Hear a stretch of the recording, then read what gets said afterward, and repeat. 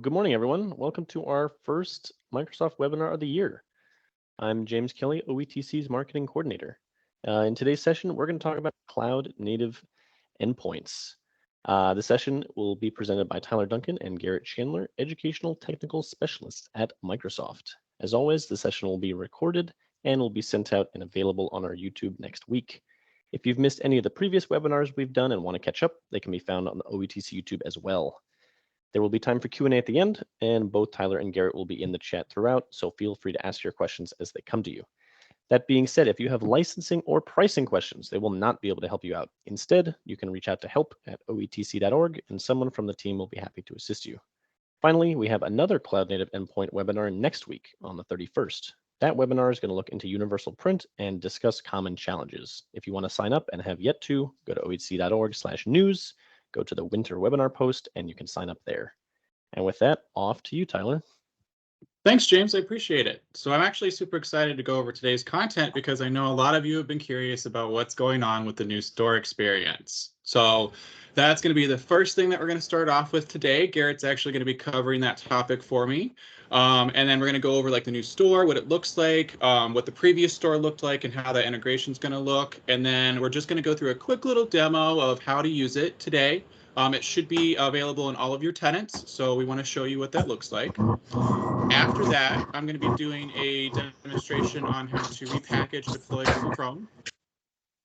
And then and I'll actually also be showing you from the drop downs, like, hey, here's like the big difference between MSIs, Win32s, why it's best practices to do the Win32s, and then show you how to use the Win32 repackager, and then from beginning to end, show you how to do it, and then also how to lock it down and manage it. Now, this is just an initial policy setting that I'll be showing you today, but this is just to at least get you get the Chrome browser locked down in your test environments. We'll also be going over a very high level of what App Locker and WDAC is, just so people kind of get a further understanding of where that's going. And then we're also going to be covering monitoring and reporting within Intune. I put together a common set of antivirus settings for education across all of my customers. I've been refining these settings over the past 6 months, so I've been finding that these are the most optimal for mixed SE and Windows environments. I've also put together the BitLocker settings for silent BitLocker encryption for a lot of us to test in our environments. I know a lot of us have Surface, OEM, and a kind of a smattering of different ones, so I tried to make this as clear as I could to make it easy for you to test. And then we've got new resources and articles. It's a whole new year, so we've got new things to show everybody. So I'm super excited to get this started. And this is also kind of the further agenda that breaks it down specifically by like the little categories. I'm just going to skip past this real quick, but when you get the PowerPoint later, this is just how it's broken up categorically. But yeah, so Garrett, I'll go ahead and let you get started just to kind of go over this presentation. The only thing that I just want to cover on this one is just the universal Windows platform piece. Awesome. Thanks, Tyler. Hi, everyone. Happy New Year. My name is Garrett Chandler. I'm a technical specialist on the education team. So thanks for joining us today. Tyler's put together some really good content for you also.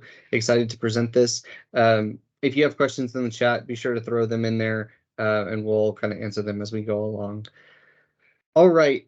So to kick it off, so Tyler kind of alluded to it already, but the new Microsoft Store for Education. So I think most of you are probably familiar with our Store for Education. It was a dedicated portal that we had, and you could actually connect either Configuration Manager or Intune to it, and you could go shop for apps, acquire apps through that portal that was tied to your tenant, and then inject those apps into your preferred management platform for what you're however you're managing your Windows devices today, and then we could deploy those UWP apps out to your clients. So if you logged into the education store anytime within probably the past year now at this point, you will see a bright yellow banner across the top that says that the Store for Education is retiring. So we are retiring it as of spring this year. I don't have an actual date for you, but we are moving towards a more streamlined experience, which we'll demo for you all today. But the Store for Education, as you know it today, is going away in the very, very, very near future. So the Intune SCCM connectors that you may have set up, they're going to be deprecated. You're no longer going to need them. They're not going to function anyways. So just kind of be aware of that. And then Tyler, is there something you wanted to say specifically about the Yeah, so I UWP? just wanted to go. So the big limitation and difference between the old store compared to where Microsoft's trying to go. So Universal Windows Platform, it was a programming logic language that Microsoft developed to try and make pushing out applications across Windows devices universal. And this was originally conceptualized back during the Windows Phone days. You remember the phone operating system that we had that sadly didn't stick around? It mostly kind of started because of that. Back then, Microsoft wanted a universal platform where, regardless if it was Windows Phone, Windows 7, Windows 10, whatever the future kind of operating systems were, that it was meant to be like an easy kind of integration for developers to switch over to reprogram and redistribute their applications. Sadly, it didn't gain as much footing as Microsoft, I think, anticipated. And so that was mainly what drove that older store for education and store for business. Most, if not all, of the apps that were integrated into that store were UWP based. So it took us a long time to try and get developers interested in even looking at it. And then, I mean, as you've currently seen, a lot of them has still gone down the typical Win32 executable, silent install of switches, or just they use the older MSI methods for package redeployment and taking the original binaries, updating them, and the auto update mechanisms. And so that, I just wanted to give a preface of what that was. So UWP will still be around for years to come. Microsoft still does use that for a lot of their sourced apps. So like Company Portal, you'll notice in the system, it's still going to show UWP.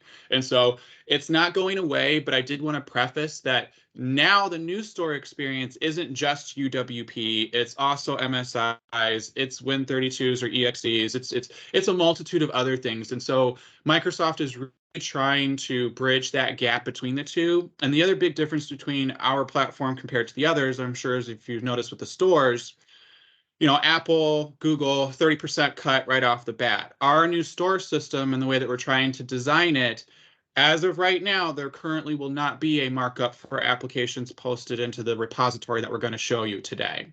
So that was just something I wanted to bring up real quick. But yeah, take it away from here, Garrett. Thank you. Awesome. Thanks, Tyler. Yeah, so again, the current Microsoft Store in its current iteration, there was no MSI or Win32 compatibility. In the new Microsoft Store, we actually made the headlines. It was in the fall where we announced that more app types will be supported within the Microsoft Store itself. Luckily, this is, if you go onto your Windows desktop and you open up the Microsoft Store itself, you can go and see all of the apps that are available. We recently even brought like Apple TV apps. Apple's doing a really good job investing into the Microsoft Store as far as their apps. So hopefully some other vendors will populate. Adobe's really good. But now we have these apps that are curated into the store, which we didn't have previously. And so, again, opening this up to support Win32 apps behind the scenes is a great deal, not just for us as education customers, but consumers as well. And so from that, we want to introduce the new application deployment capabilities, which we are actually powered by. It's powered by the overarching Microsoft Store that we just talked about, that powers both enterprise and consumer stores. But from an enterprise perspective, from a management perspective, we are using a new application repository, which is called Winget. So if you're familiar with package managers within Windows, so some of the popular ones are like Chocolatey.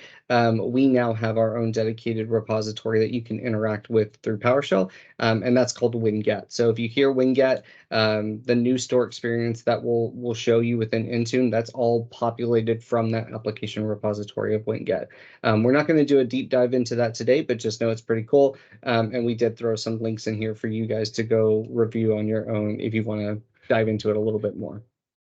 Yeah, and to really quickly add to that, Garrett, for some of the IT admins that also use Linux in kind of their test environments, or maybe that's their main IT machine, the functionality that we're building around this is very similar to like a sudo apt-get and update, where the Linux package manager pulls down the package and updates it on the machine and then restarts the service. So you'll notice some huge similarities on the back end between those two systems.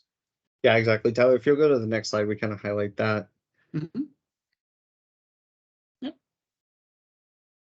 Awesome, thanks. So yeah, so again, we have our new application repository. It really is designed to streamline your deployments for applications. Tyler and I, and this is the stuff that we geek out about, right? Because we're super Mhm. excited that these new apps are populated in the store in a streamlined manner, but we can interact with them in new ways.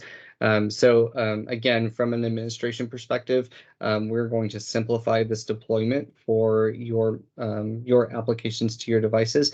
What this also means, and we've talked about this in previous sessions, was with Win32 apps, if you wanted to upload those Win32 apps directly into Intune, you would actually have to use a repackager to get those up and wrapped up into something called the .intune win format. And that was the only supported format we could upload those apps into. It brought a lot of great support, and we want to continue doing that for apps that are not in the store. But for those Win32 apps that are in the store, for example, like Adobe Reader, iTunes, etc., we can now deploy those directly through the new store experience in a much simplified manner. And we've got a lot of the same administration capabilities built in. So again, we have the new Windows Package Manager framework. That's what Winget is. It's powered by the Microsoft Store. We'll also introduce, hopefully soon, a private repository for your own corporate apps and line of business apps. I think that's still coming. Correct me if I'm wrong, Tyler, but We're still in the initial preview stages with that, and that'll be for like applications that you pay for. Like if you pay for like a specific Pearson testing application or something like that, that we're currently in the infancy stages of seeing where that'll be placed. Yeah. Awesome. So with that, let's do a quick demo, and I will share my screen. It's almost like a pseudo demo because it's so easy that you're gonna be like, that's it, because it's that awesome. Yeah, I was surprised at the only thing that kind of like annoyed me was the logo piece. I'm still trying to work Yeah, with we'll the talk about the team. limitations in just a moment, but yeah, so here I am. If you can see my screen, I'm in the Intune console. It's still labeled the Endpoint Manager Admin Center, but soon to be Intune portal. And I'm going to come over here to Apps. And I'm going to actually click on Windows just to make this a little bit easier. So I'm in my Windows apps. I'm going to click on the plus button for add. And then under the app type, you're going to see a new drop down. Under the Store App section, we now have a new one that's called Microsoft Store App New. Pretty self-explanatory there. The legacy is that store for education or store for business that we talked about earlier. But all I'm going to do is select Microsoft Store App New. Click Select. And now I can add an application. So it's going to actually ask me to link out to the Microsoft Store app. I'm going to do this. If you're familiar with deploying applications from the Apple App Store or the Google Play Store or managed Google Play Store within the Intune console, this is going to seem like a very similar experience, right? And this was one of the best things that we brought to this new experience, is being able to simplify this and not having to go out to another portal, establish connections, things like that. It's all built in directly. So I'm going to come in here into my search box and I'm going to type Adobe, for example. This is a really good example, I think, because you can see the result populate back, and you're going to notice that everything that Adobe publishes is here in my results. But on the far right-hand side, you're going to see a column that says type, and you're going to see that we dictate, is this a UWP app or is it a Win32 app? Again, huge deal, right? Win32 apps are now available in the store and we can deploy them. So Adobe Acrobat Reader DC, Creative Cloud, that's pretty popular within schools.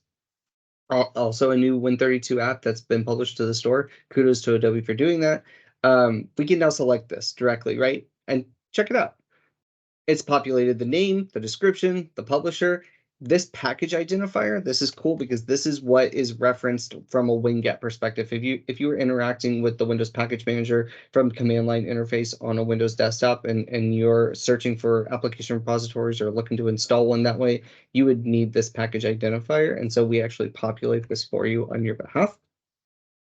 And some additional, right, the privacy URLs, pretty much everything that you need to create this application and get it imported into your tenant so that you can deploy it out, right? All of those requirements met.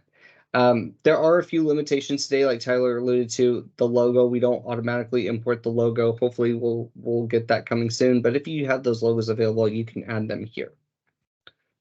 I'm going to click next. And then I can choose my scope tags if I need to assign any, and then we come to the assignments. That's literally all there is to it, right? We can come in here, we can target all devices as required or make it available for all users in the company portal. Of course, we've got our standard assignment capabilities for tweaking the experience for the end user, so end user notifications, installation deadline, etc.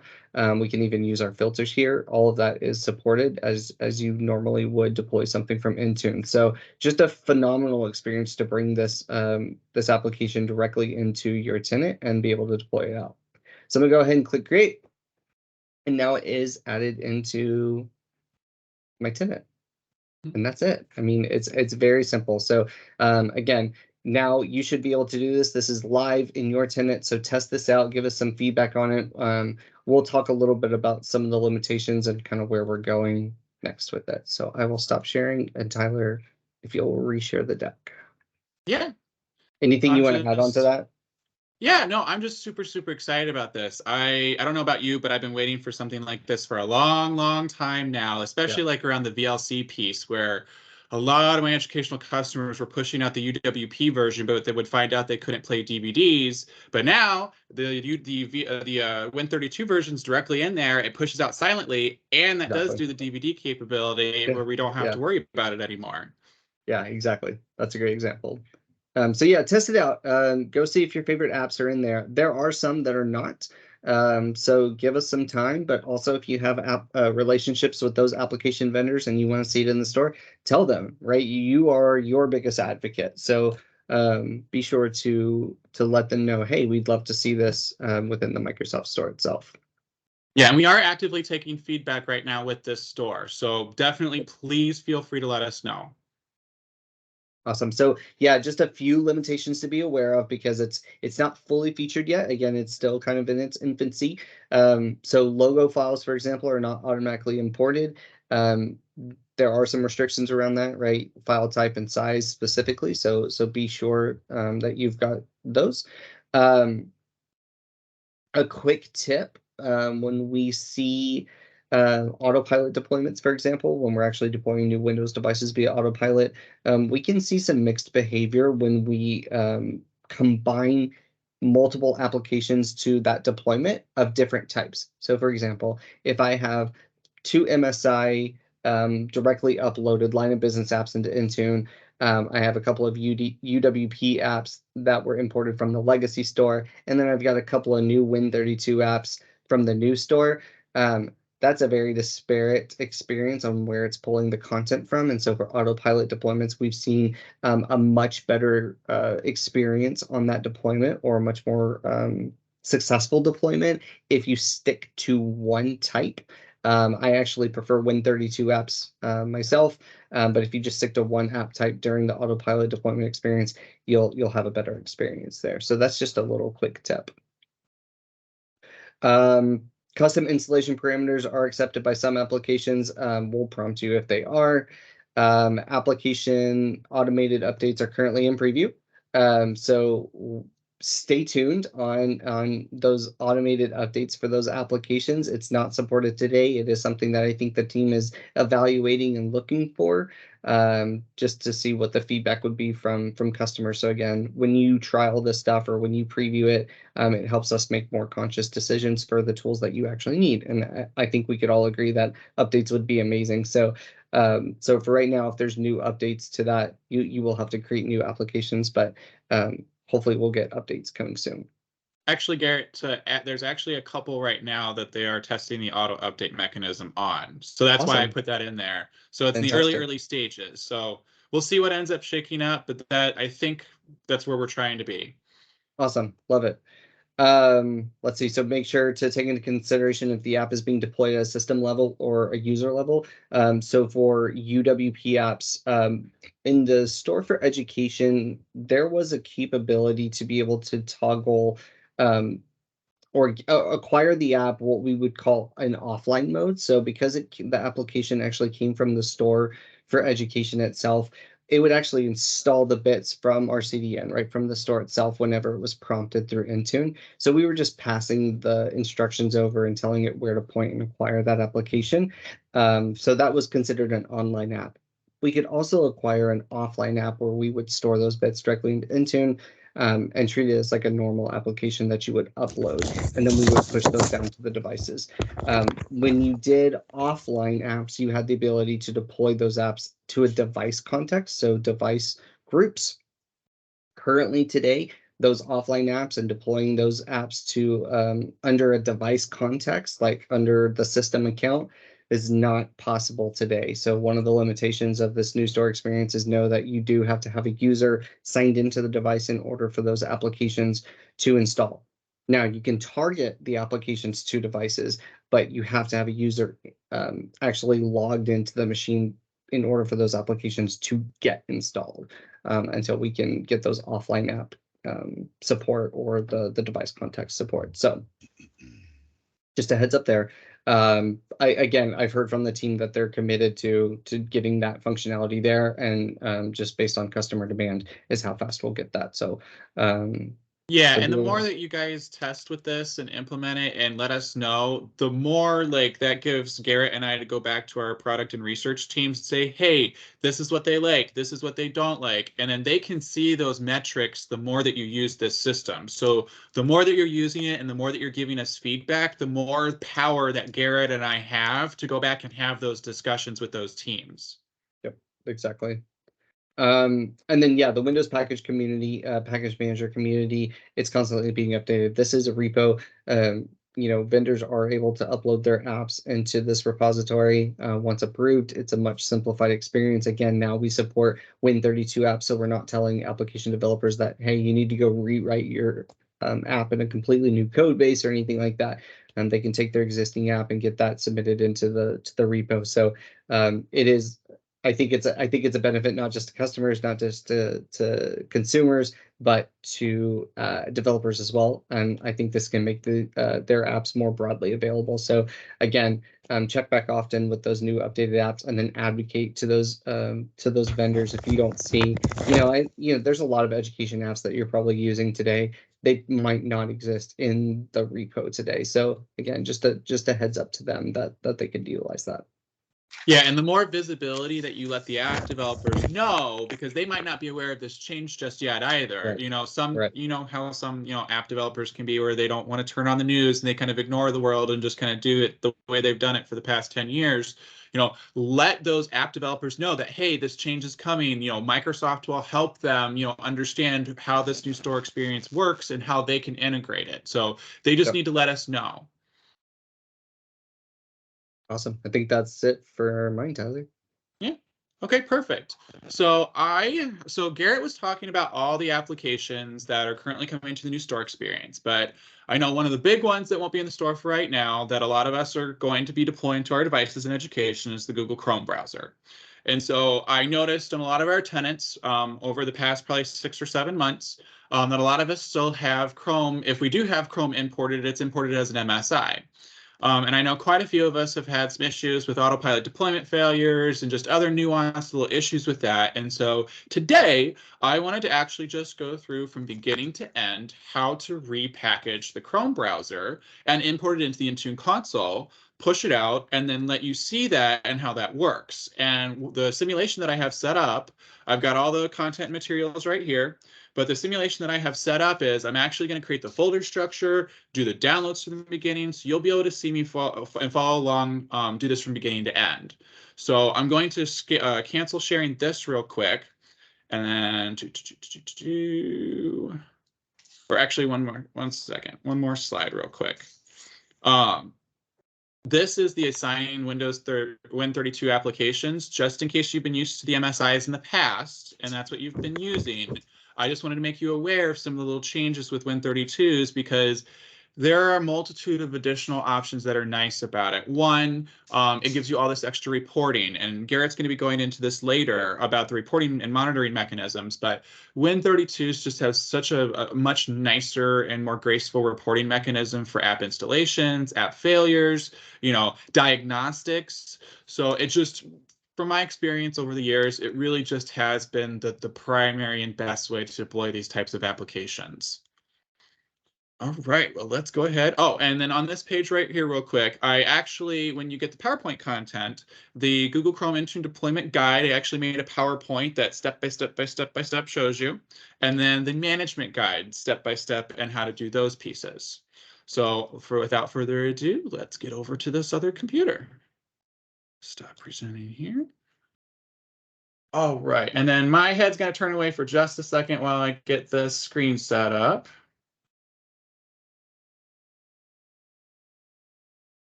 And hopefully everybody can see this okay. So that previous slide that I had pulled up that had all the download links and everything, that's where I pulled this from. So everything in the PowerPoint that you need to do this is all available. So the first thing that we need, as Garrett was talking about earlier, is that we need a repackager. And that is available on the Microsoft Learn materials. And so the big thing here that I want to show you is that this is where that is available on GitHub. And yes, I know it might seem a little bit confusing, and sorry about that. My battery is getting a little bit low. Is it going to pop up again? Okay, we'll see. And so that file is actually located on GitHub. And so in order to download the file, you'll go to that link, you'll click on the exe here, and you'll download the file right here on the bottom right-hand corner. That's going to put it in your downloads folder by default. Now, additionally, we need the binary file. Let me grab this real quick. Additionally, we need the binary file for Google Chrome. And I call it binary, but more or less what that means is it's the original MSI installer, executable, or just the core installer mechanism for the application that you're going to deploy. And so I've got the download for Google Chrome Enterprise available here. So here we've got stable, bundle, and 64-bit. On their website, I can choose the MSI architecture, and I can click the download button. Now, if you click the bundle, you're going to notice that it's going to include like a zip file that'll have like ADMX template files and stuff like that. You don't need that with Intune. Intune, we have a lot of the ADMX templates imported for Google Chrome today, and so you don't need to download that. Specifically for what we need in the system is just the MSI. So we're going to go ahead and download this. We have to accept their terms and conditions, and it does take a second to download the file. And so what's really kind of important to understand is this specific MSI, Google has kind of prefaced this to be used in more of an enterprise-like role, and education does technically fall under like an enterprise management situation. And so that's why we'll use the enterprise installer in this circumstance. Now, I know there's like the little tiny, like what, 1.5 megabyte ClickRun installer, but here's the big problem with that. You'll notice that that's going to try and install the application in app data. And you'll notice that when Chrome is installed in app data, there's all these limitations with it. It can't do extensions sometimes the right way. You'll notice like GoGuardian won't work right, or some of your filtering providers won't load. And then also too, the kids in some cases, when it loads that way, and since your policies aren't being enforced in the app data directory, they can typically get around and do things that you didn't intend for them to do. So this is actually the preferred method to be able to download, repackage, and deploy Chrome on both enterprise and educational devices today. So now that the download is complete, I'm going to go over here and I'm going to create a folder structure. Now, the easiest way to do this is to go into your C directory, and I'm going to create a new folder called Intune. Okay. And underneath that folder directory, I'm going to make another folder called Repackager.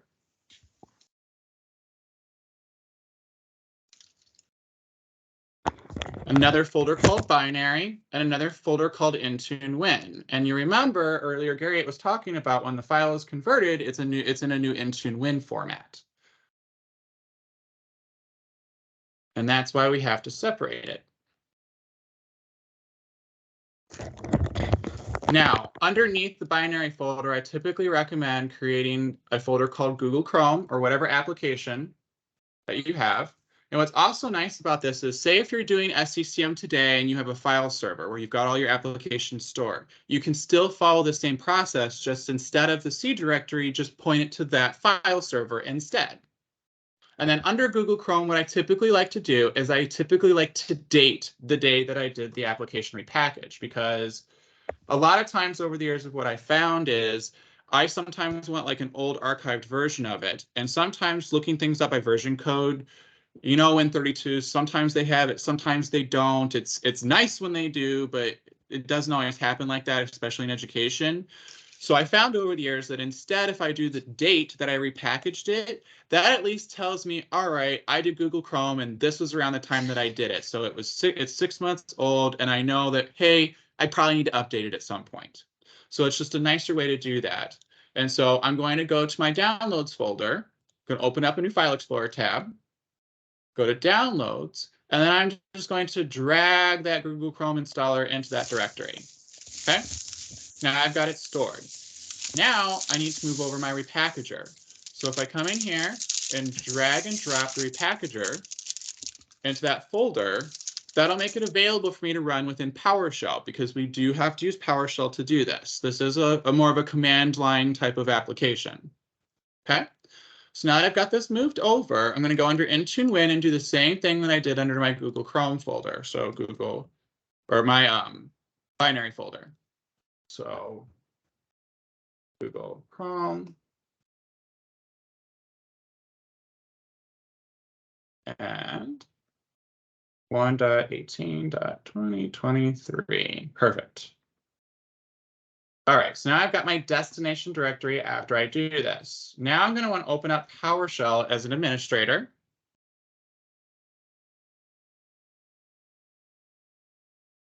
Okay, and I'm going to want to navigate to that directory that has the repackager. And to do that, I'm going to use CD, which stands for Change Directory. Intune, repackager. Okay. Now, in some cases, if I'm trying to double check, hey, is the exe in here and can the interface see it? I can do an ls, which stands for list services in the directory.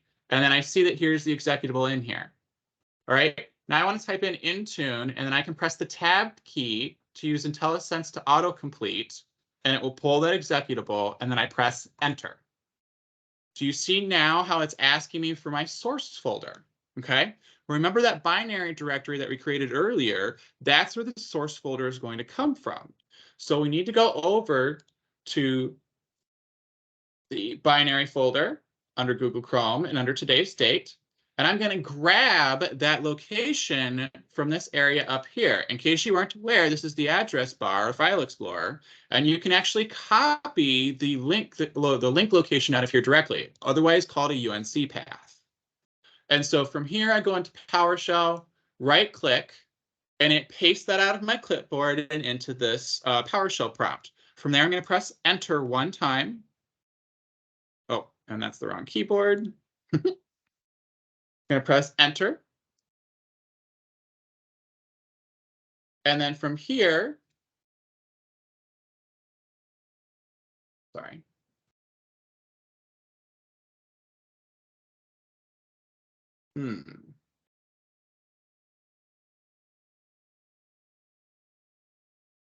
Sorry about that. I've got my mouse pulled over on the other machine, so I got confused for a second.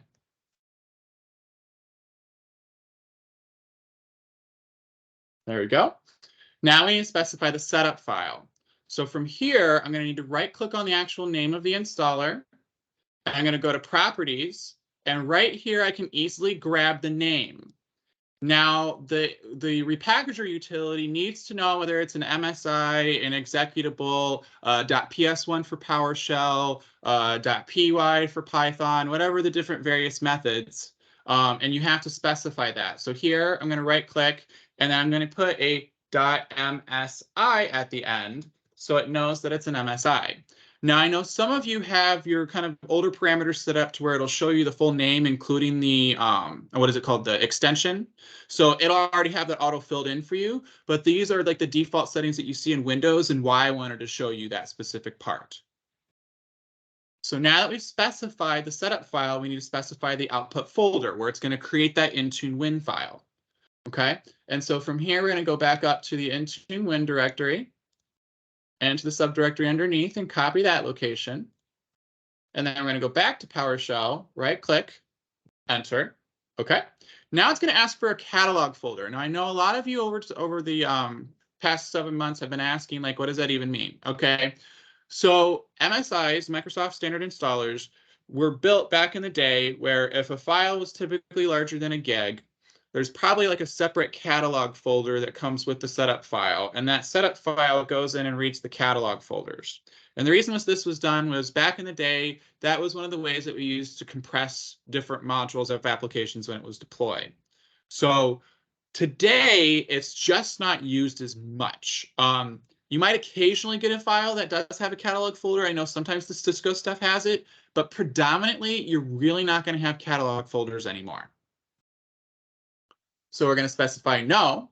And now what it's doing is it's going out to the file, it's using the executable, it's repackaging it, converting it to the Intune format, and it's encrypting it.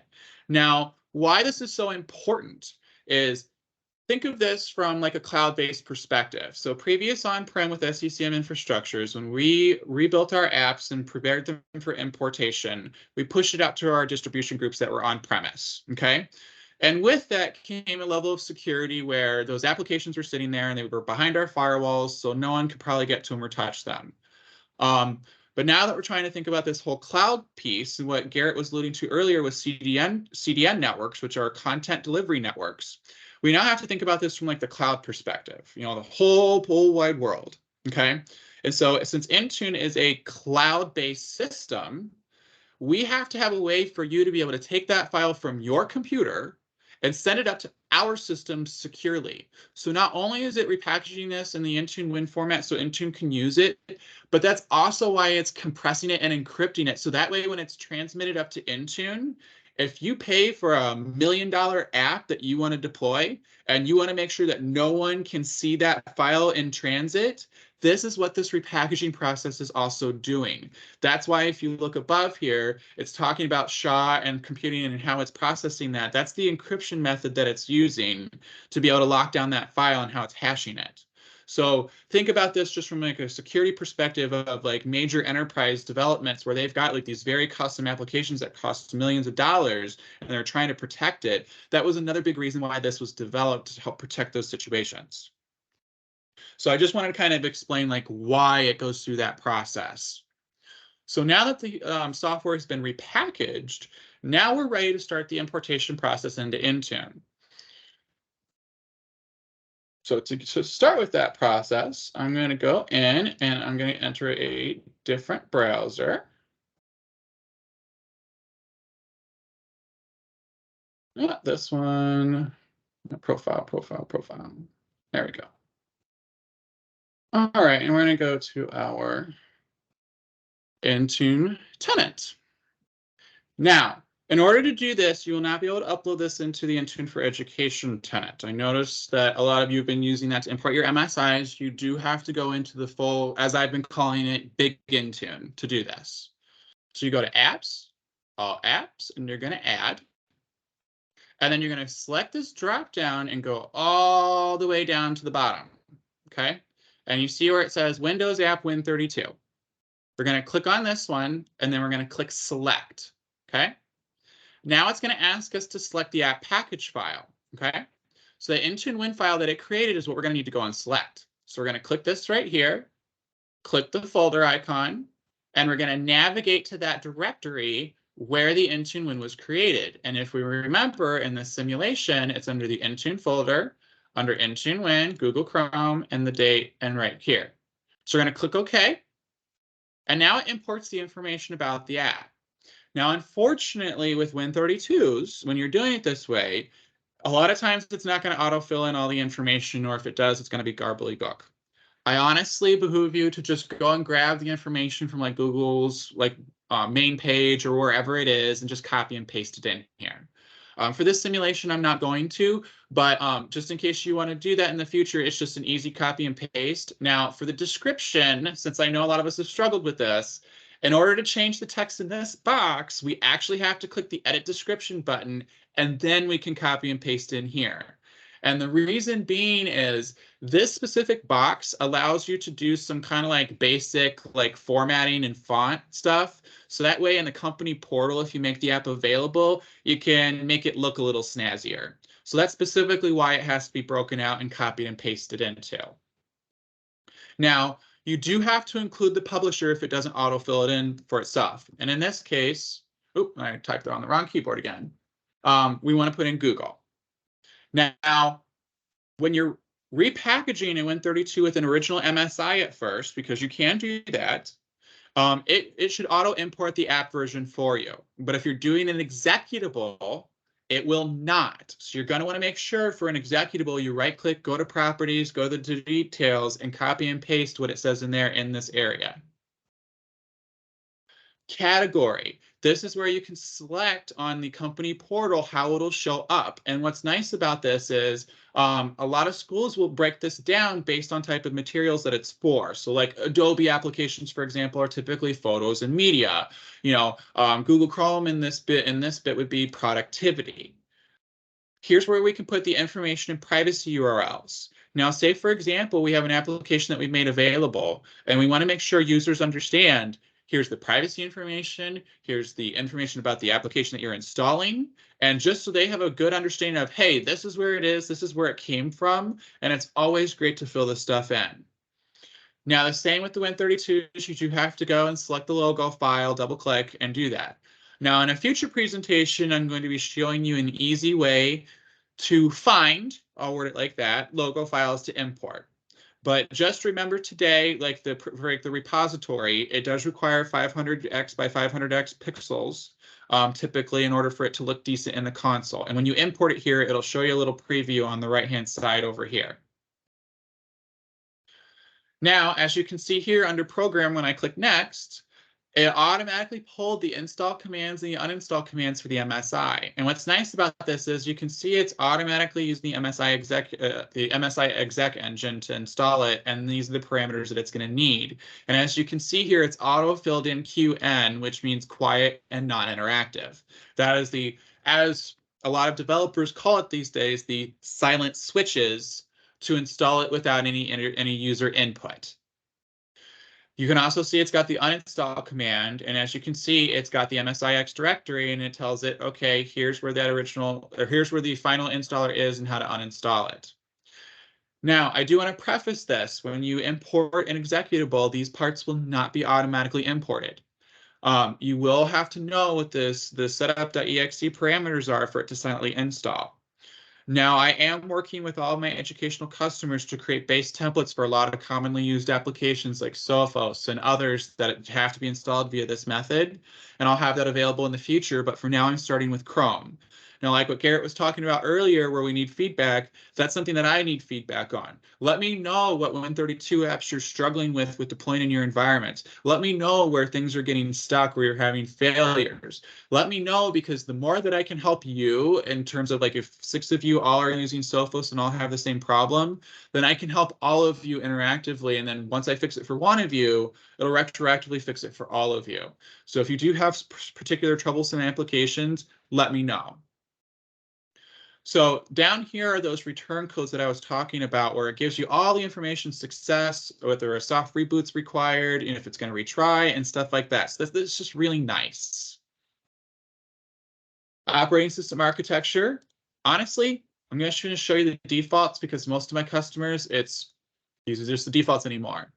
Now, disk space required MB.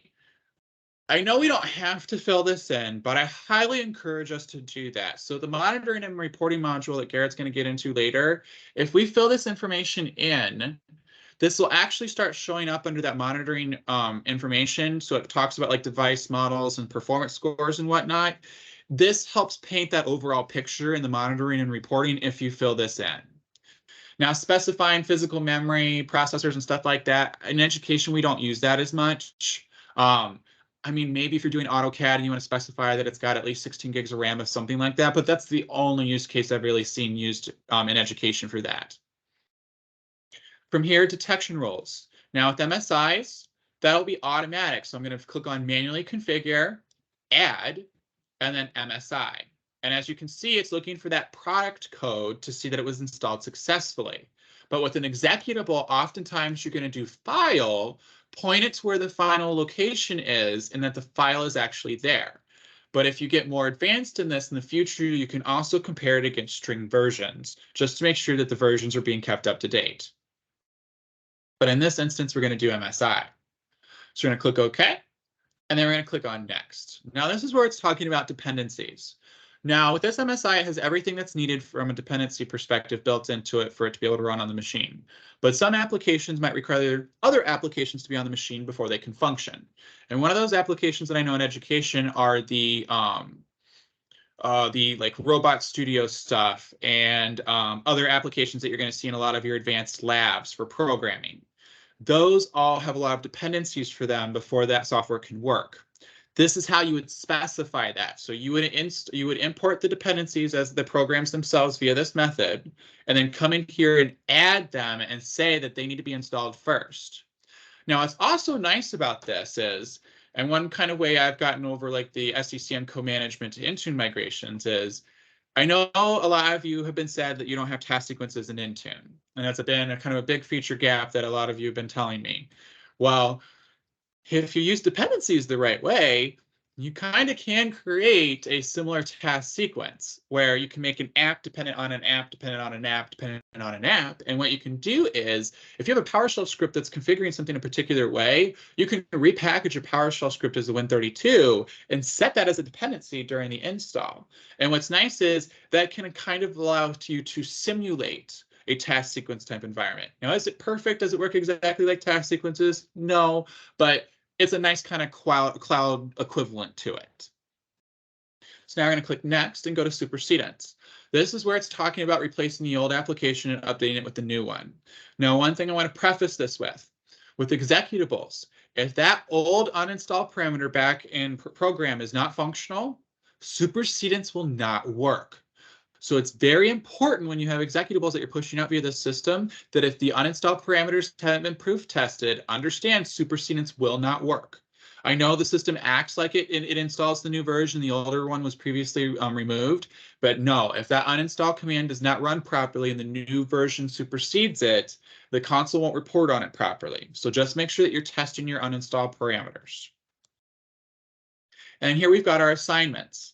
So I'm going to go ahead and assign this to my environment. And this simulation, I call this school Pineview Public Schools. And I'm going to deploy that to my overarching group, which is the Pineview Public Schools hardware, because in mine, I have the hierarchy created in Intune for Education. Now I can specify whether or not I want them to be notified that the app is installing. Now, a lot of times with Chrome, we don't want to show the notification that it's being installed. We just want it to show up on the device. So we got to come in here, hide the host notifications, click device time zone, and click OK.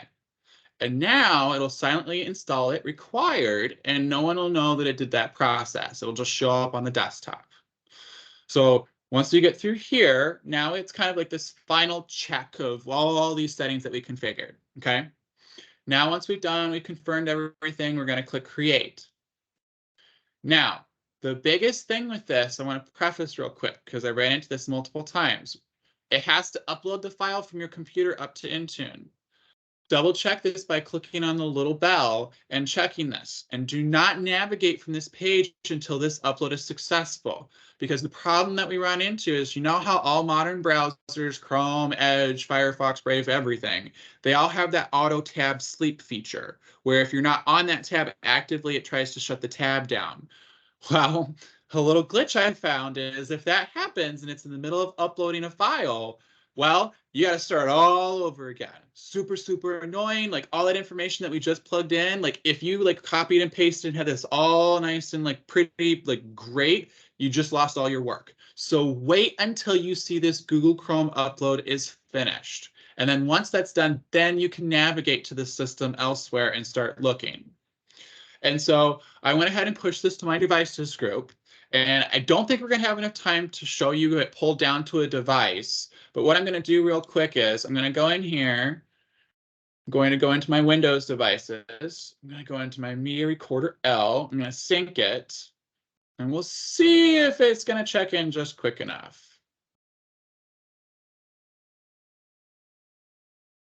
And let me try a little trick I use. So when you're trying to get a device to check in quicker, I've noticed if you type in the word Intune, because the management extension's been installed, it'll show this best match. It won't actually do anything, but if you actually hit enter, it tells the agent to check in real quick, runs a little command line prompt. So this is another way that I get devices to try and check in a little bit quicker. So I'm not sure it's going to pull down in enough time, but here in a few seconds, what we would see is that Chrome will silently just pull down, and I'll have a separate recording for this later, and it'll just pull up right here. And as Garrett was talking about, we also have the ability to just import scripts natively into the system. I do personally prefer to deploy those still as Win32s just because the reporting. I know scripts show you like, hey, it installed and ran successfully, but with Win32s, it's just nice if you have like an application that like once it's installed, you have to do this check with the PowerShell script to make sure, a service was restarted or something happened. It's nice to be able to use the whole dependencies piece to be able to do something like that. Because what you can do is you can actually set like the PowerShell script as the final install stage. It installs the software, and then the PowerShell script launches like the final piece of the installation and showing that it's complete. Actually, let me go ahead and restart it real quick, see if it checks in. And then if not, we'll just continue with the PowerPoint. But yeah, this was the big thing I wanted to show today, was just like how to go through from beginning to end to use this repackager. I'll be showing us how to do others in the future as well. I plan on doing the Adobe applications, showing you the silent installers with those, Sophos, and a lot of the others. So just give me a little bit of time and I'll have a lot of those other applications fleshed out. Now, obviously, understand I'll be doing some of the pre-work for all of our educators, but if the developer changes the silent installers in a new version, understand that we all kind of have to be aware of that, and I might not catch it the immediate moment that it changes. Let's go ahead and sign in real quick. And I guess during this simulation, what I can also show you too from a diagnostic and testing perspective, if we open up our task manager and we come up here and, break it down by like our biggest processes, you see this host process for OMA DMI client. That is actually the Intune management extension agent running its stuff. So you remember how in SCCM, you've got the SCCM client and you would go look for that? Similar situation with this. This is the one that's processing changes on the device. And this is what's making, like, it's installing the PowerShell scripts, the Win32 apps. Depending on what type of policy it is, it might push the policy down. But yeah, this is the main way that it's getting a lot of those different pieces pushed down to the machine. So we'll give this a couple more seconds before I move back to the PowerPoint. Garrett, is there anything that you kind of over your years of doing this that you like to bring up, or topics with Win32 repackaging, kind of pain points or experiences? Not really. I think I think the Win32 app, when you're repackaging, you can, right? Just as you said, you can put scripts in there, you can put your own scripts. So if you want to just run, put a bunch of files together that you just need to copy to a directory, right? You could use that functionality as a Win32 app. So you can get really creative and leverage that model for managing your devices in a really unique way. And again, you get pretty good reporting back. So I think that would be my biggest suggestion is just get creative and don't think about it just purely for applications, but anything that you need to get out to the machines, if it's a shortcut, etc. So I know, when you're looking at moving to Intune over, one of the big asks that we always get is like group policy preferences, even though we brought a lot of group policy templates over from the Active Directory days, right? That's all exposed for the most part in Intune now, but group policy preferences aren't there. But a lot of the same things we could actually do that. Now, granted, it's a few more steps, but just use your imagination. I think you can do a lot of good with it. So yeah, that's my only tip. Yeah, and I'm going to actually cancel this part of it, but the other part of this too to keep in mind, when you initially upload the package to Intune, it does take a little bit of time for it to get up to Intune and then spread across our CDN network so it's available. Because keep in mind, when you're talking about SCCM, it's moving it across your distribution points, and you could have 3, 4, 10 of those, and those are on your on-prem infrastructure. When we're talking about Intune Cloud Native, there are all these CDN networks spread across all of our data centers where it's all got to pipe out to, because Intune is meant, like, if somebody has a device and they're setting it up in Seattle, but your school is based in Florida, they can do that. And so that's why there's a couple of extra steps with that. So the other part of this today that I want to go over, and oops, I got to switch my mouse back. There we go. Let me get back into the PowerPoint. I know I was going to go over the Chrome configuration piece, but I'll do that during our next session. And then I'll still include the content of how to lock the Chrome browser down. And then I'll record a separate video later today and upload it to our YouTube channel, so you have that available as well to follow along. Let's get back into the PowerPoint real quick.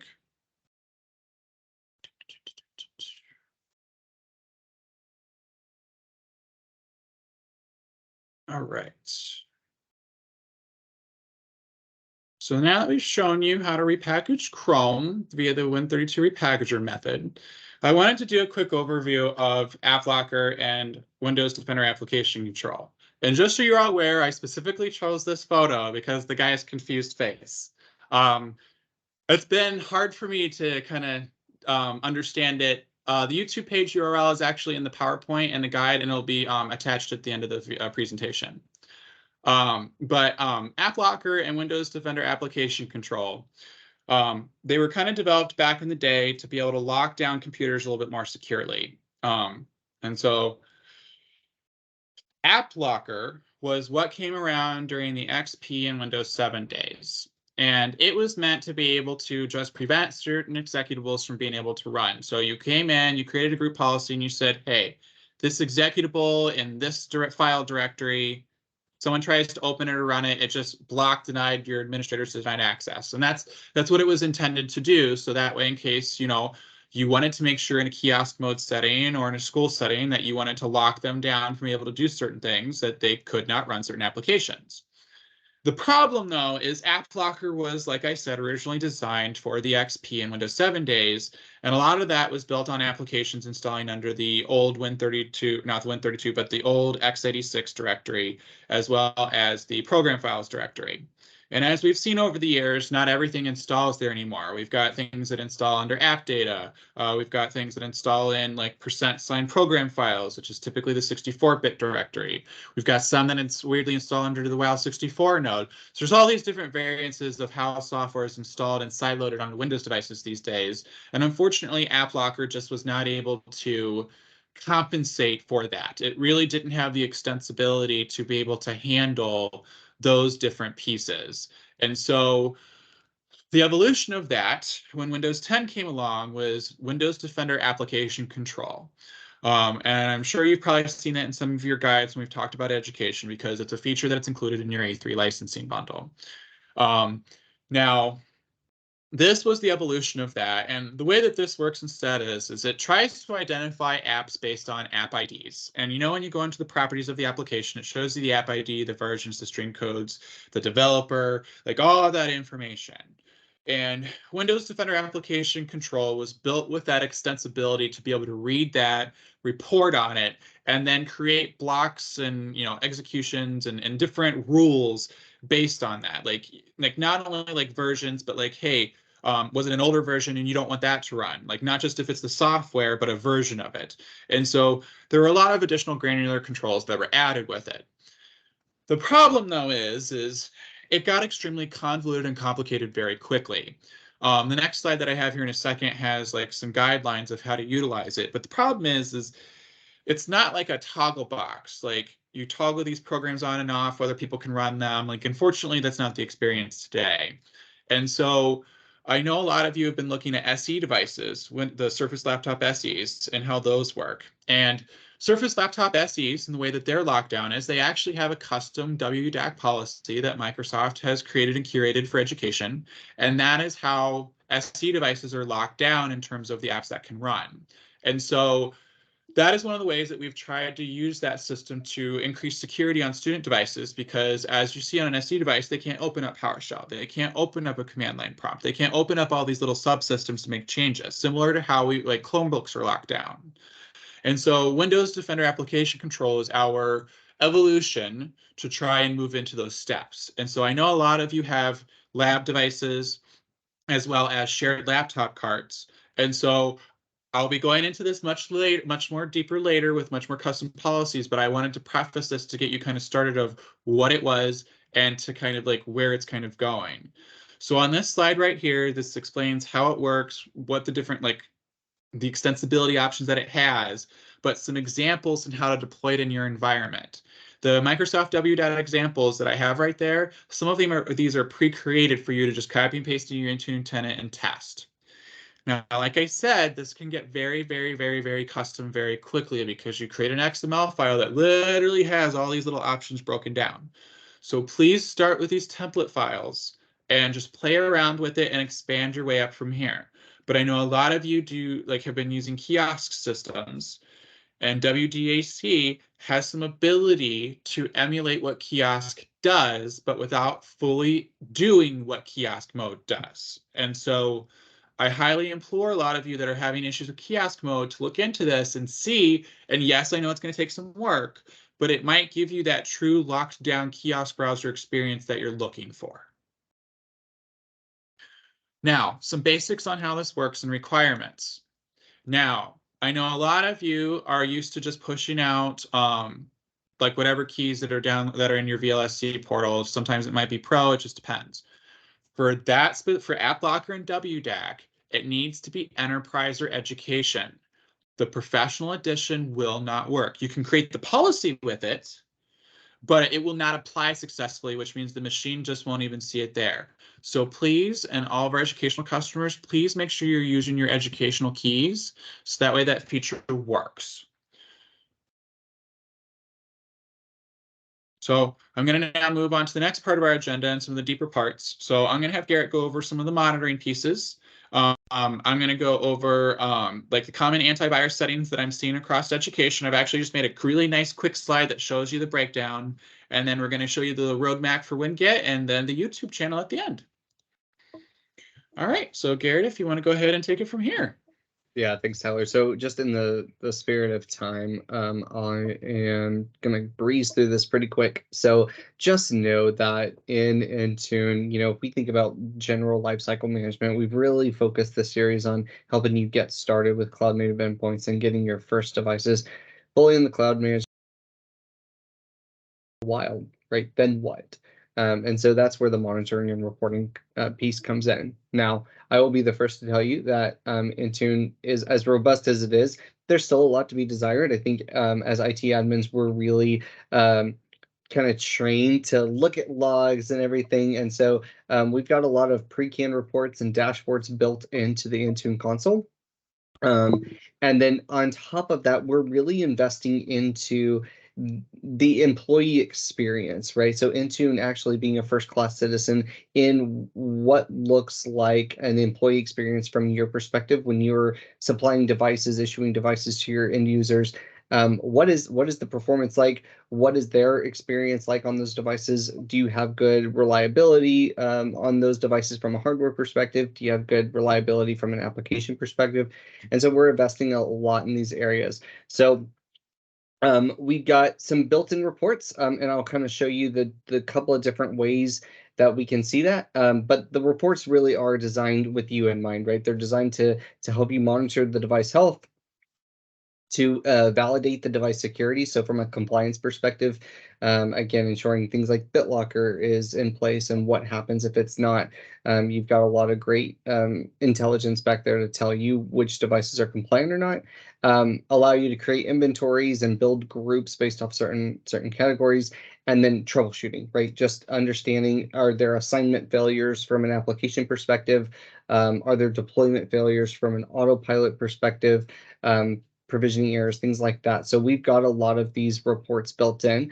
If we look at the next slide, I threw a link in the first slide that really kind of drills into what these types of reports are and how you can think about them. So we kind of break it up into 4 categories of operational, which are those timely reports, right? The ones that are going to help you get get specific actions on those devices and take action, I should say, right? So like, that there's an assignment failure, you need to go remediate that in some way.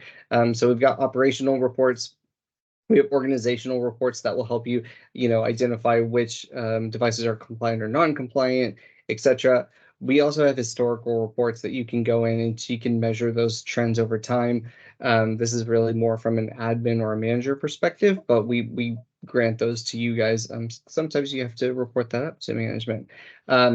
Well, and the historical part, real quick too, Garrett, is really nice. Like, I'm sure you've all noticed the Intune for Education portal. If you go to the user level, you can see the devices that people have signed into, times past, or at the device level, you can see who signed into the device. So those historical logs are really, really great compared to what we had on-prem previously. Yeah. And then finally, we do grant you the ability to create custom reports, and we'll touch on that at the end. But the one biggest piece that I wanted to drill in, and this is actually a video, so again, you'll get this deck and you can look at it. But in the spirit of time, we'll move on. But know that within the Intune portal, we offer something called Endpoint Analytics, and Endpoint Analytics is I think one of the neatest features that we've come out with in recent past, because this is actually giving you real-time intelligence on your device's state, but it's helping you understand how many devices out there have older hard drives, right, that may be impacting the performance for those machines for your end users. So when it comes to device refreshes in the summer, you could actually use the data that's gathered from the Endpoint Analytics portal and help you assess what's my oldest hardware out there that we need to get out of here and replace with newer hardware.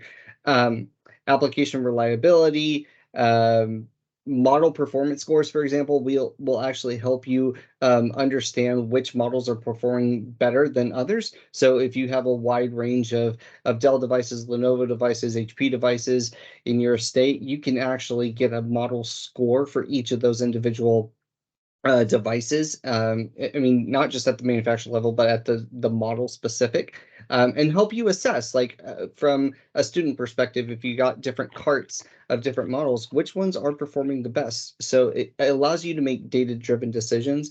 So we are investing heavily into the Endpoint Analytics platform. If you haven't enabled it, I would highly encourage you to check it out. And Tyler, we may end up doing another session just devoted to Endpoint Analytics, because it probably deserves an hour on its own. Yeah. But really, really cool stuff. So I want to bring that to your attention. And really, what's the next slide? I think it's just touching on custom reports.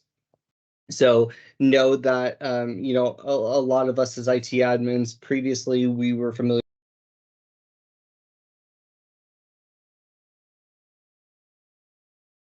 It's just SQL. And so you could go build your own custom reports, and then you could take action on those reports. So if you wanted to create collections off of those reports, and then deploy an application or a script to those, you had a lot of granularity and control because you own the data. Within Intune, it's a little bit of a change, right? It's a SaaS app. The data's on our side. It's in the cloud. We own it.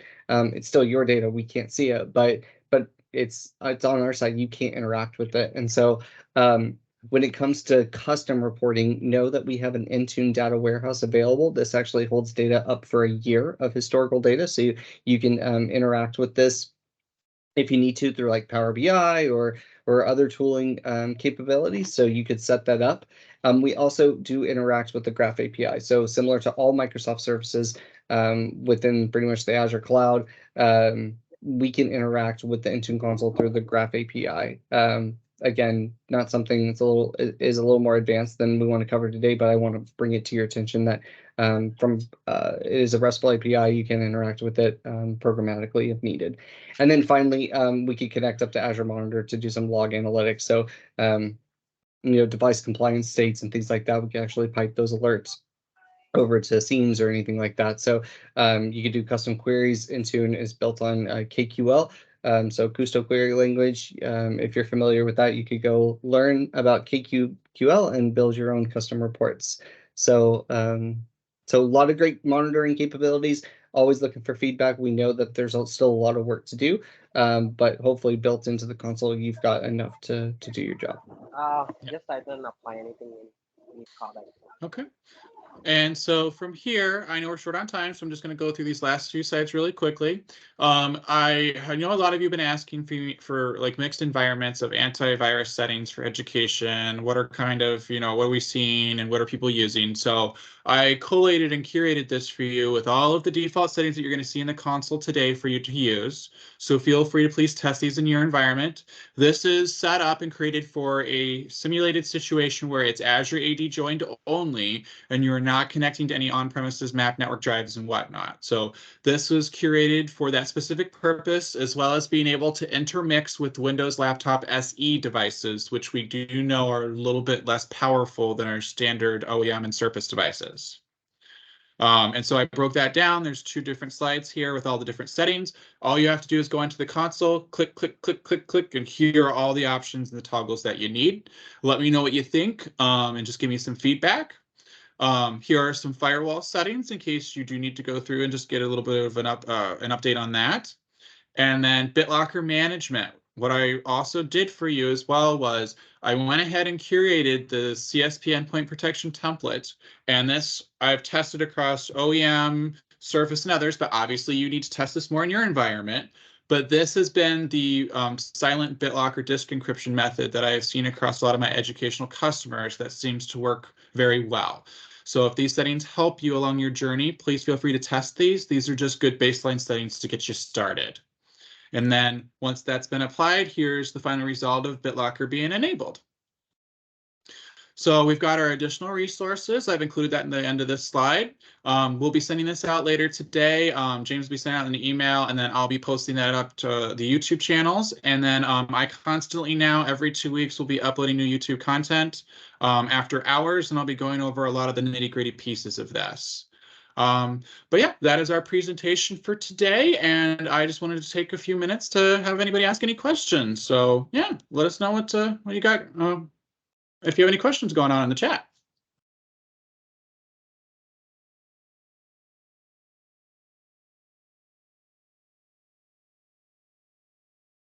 Hopefully we did a pretty good overview. I tried to break down like the news store experience, like the applications, how to repackage them. The next one, I'm going to go down into actually how to lock down the Chrome browser for you. Yeah, if there's any feedback or any other things that you want to ask, feel free.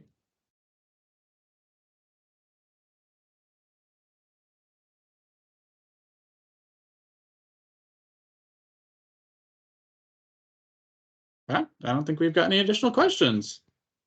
Oh, Garrett, you're on mute. I'm talking, but I'm on mute. You would think Yeah. I'd know better by now. I'm just saying that if there's no questions, then I just think we did an awesome job explaining the content. So kudos. Hans has a question, Tyler. Do you want to take it? Is there a cloud-first endpoint OSD solution, i.e. remote ZTI reimage we currently do with SCCM?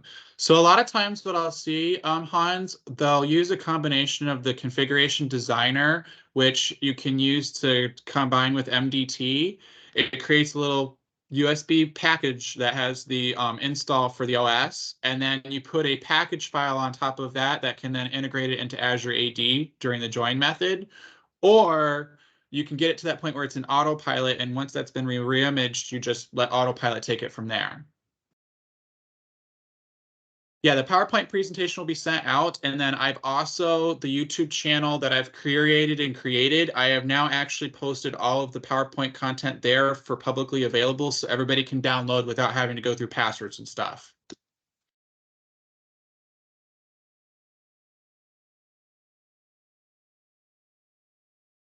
Yep. And then I know the survey link's missing. I'll be getting that added later today.